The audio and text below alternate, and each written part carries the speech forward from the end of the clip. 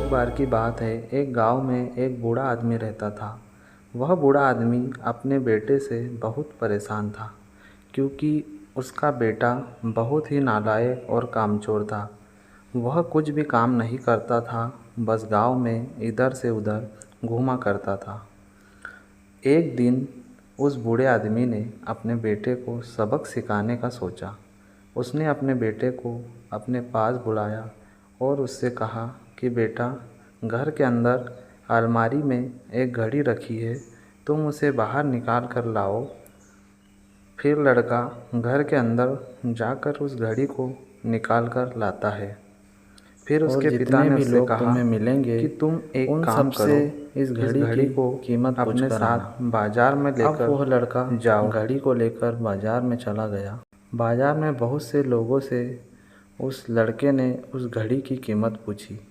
किसी ने उस घड़ी की कीमत 500 बताई, तो किसी ने 1000, तो किसी ने 800।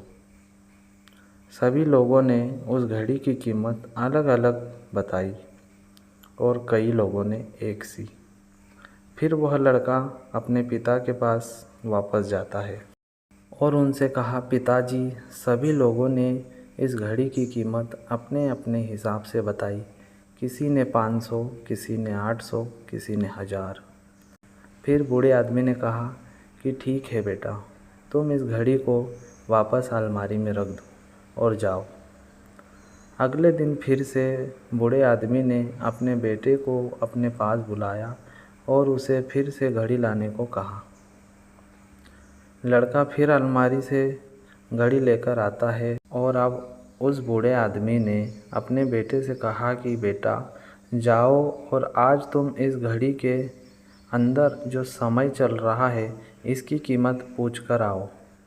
लड़के को समझ नहीं आ रहा था कि उसके पिता उससे क्या करवाना चाहते हैं। वह दुखी मन से उस घड़ी को लेकर बाजार में चला जाता है और सभी लोगों से उस घड़ी के अंदर जो समय चल रहा था उसकी कीमत पूछता है। कुछ लोगों को लगता है कि इस लड़के की मानसिक स्थिति ठीक नहीं है। कल यह घड़ी की कीमत पूछने आया था और आज समय की। बहुत से लोगों ने उसे भगा दिया और कुछ लोग उस पर हंसने लगे। अब लड़का परेशान हो जाता है और सोचता है कि यह मेरे साथ क्या हो रहा है। तभी वह आखिरी बार एक बूढ़े आदमी की दुकान पर जाता है। बूढ़ा आदमी बहुत व्यस्त था। वह लड़के का सवाल सुनते ही समझ गया कि लड़का क्या पूछना चाह रहा है।